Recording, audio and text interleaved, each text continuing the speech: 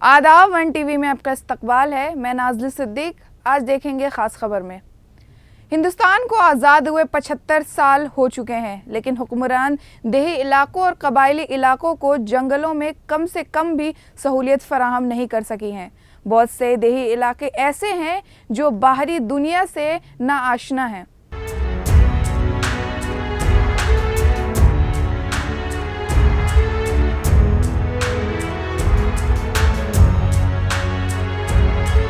घने जंगलों, पहाड़ों, वादियों और दरियाओं में घिरे हुए हर साल शदीद बारिशों से लोगों के लिए कम से कम सहूलियत मौजूद है। हर साल मुकामी लोग एक नए क्राइसिस से दो चार होते हैं। गांव के करीब नदी का एक बहाव है। इस नदी में बरसात और मौसम सरमा में बड़े पैमाने पर सैलाब का बहाव जारी रहता है। यहाँ के लोगों को अपना काम करने के लिए सैलाबी नदी को पार कर दूसरी तरफ जाना पड़ता है। महाराष्ट्र के गढ़चिरौली ज़िला के भीमरागढ़ के तहत लोहरी इलाके के रिहायशियों को सैलाब के दौरान आने जाने में काफ़ी मुश्किलात का सामना करना पड़ता है। इस इलाके के रिहायशियों को बारिश के मौसम में आने जाने में काफ़ी मुश्किलात का सामना करना पड़ता है। इस वक्त जैसे जैसे बारिशें कम हुई और पानी का बहाव कम हुआ तो कबायली लोगों ने मिलकर गुंडून कैनल पर लकड़ी का एक खूबसूरत पुल बनाया। फिलहाल बारिशें कम होने और पानी का बहाव कम होने पर कबायली लोगों ने मिलकर काम किया और लकड़ी का एक पुल बनाया। अगर सरकार ने बहुत से हम लोगों को बताते हैं क्या तुमको आरोग्य सेवा मिलेगा, तुमको रास्ता बनाएंगे और बहुत से कामें निकले, मास्टर, स्कूल, आंगनवाड़ी, दवाखाना, ये सब कुछ उन्होंने मंजूर किया है, मगर उसके ऊपर कोई सरकार ने ख्याल नहीं देता है। मेरी ये विनती है सरकार से, क्या ये जो भी काम मंजूर हो गए हैं माड़ियान के तरफ से, बड़ा माड़िया के जंगल के तरफ से, आदिवासी एरिया के, ये कामों को जल्दी से जल्दी करके उन्होंने ये काम चालू करना चाहिए और हमारी आदिवासी लोगों की तकलीफ दूर करना चाहिए। आप अभी देख रहे हैं ये पुलिया है बाजू में, ये पुलिया को न इंजीनियर लगा, न सीमेंट लगा, न लोहा लगा, न फट्टर लगा। हमारे आदिवासी लोग, गुंडेनुर बंगाली वाले लोग, ये पुलिया को अपने लकड़ी का झोला बनाकर, लकड़ी और बरसे डालकर उसका चलने के लिए, कुछ मोटरसाइकिल और इंसान चलने के लिए ये पुलिया बनाया है।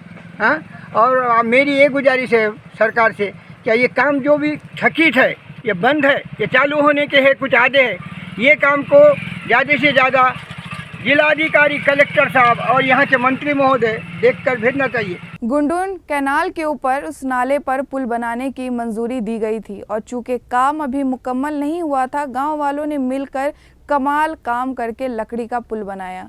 गुंडूर के कबाइलों को मानसून के दौरान अपने जान खतरे में डालकर कैनाल को पार करने की हालत जार का सामना करना पड़ता है। इसलिए कबाइली हर साल लकड़ी के तख्तों का इस्तेमाल करते हुए टेम्परेरी रास्ता बनाते हैं। हम इसके बनाने का पहले हम पार करके आते थे, बोले तो डोंगा से। फिर डोंगा अभी बड़ा नहीं, छोटा है, उसमें हमको बहुत तकलीफ आ रहा था। इसलिए फिर हम गांव वाले को फिर थोड़ा बैठे, गांव में मीटिंग बैठे, फिर ये हम समाधान करके ये लाकड़ा का पुलिया बनाएंगे करके ये बना लिए। ऐसे कितना साल से बना रहे? हम ऐसे 10-12 साल से बना रहे।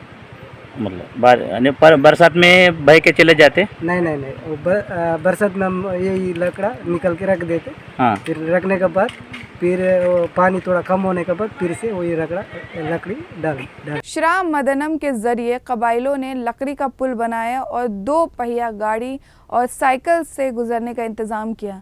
इस इलाके के शहरों की मुश्किलात को मद्देनज़र रखते हुए हुकूमत ने पुल की तामीर का काम शुरू किया है, ताहम अभी तक तामीर मुकम्मल नहीं हो सकी है। नतीजतन हर साल की तरह इस साल भी राज्य छत्तीसगढ़ बॉर्डर के गढ़चिरौली ज़िला में गुंडून नदी के पार कोवाकोडी, दमनमार्का, फोडेवड़ा, बिनागुंडा, पुंगसुर, परमला भट्टी और गुंडेनूर गांव के कबाइलों को ये आफत झेलनी पड़ी क्योंकि हाकिम ने इनकी परवाह नहीं की। गांव वालों ने श्राम मदनम के जरिए मुतबद्दिल इंतजामात किए। अभी 2-4 दिन के पहले गुनेनूर गांव का एक पेशेंट था, हम भामरागढ़ आरएच में भर्ती किए, लेकिन वहां पे डेट हो गई। तो भी डेट होने के बाद भी आज उसको खटिया में बिठा के ये यहाँ पे जहाँ मैं खड़ा हूँ, यहाँ से खटिया से उसकी डेड बॉडी को कंधे पे उठा के लेके जाना पड़ा। यहाँ की बात नहीं, आज आजू बाजू के भी वही कंडीशन है। इसलिए सरकार इस माध्यम को बहुत गंभीर से ध्यान दीजिए, इस एरिया को विकास का योगदान कीजिए। यहाँ के मुकामी लोग चाहते हैं कि मौजूदा मरकज़ी और रियासती हुकूमतें इसका जवाब दें। आज के लिए बस इतना ही। अब मिलेंगे नई खबर के साथ, तब तक के लिए खुदा हाफिज़।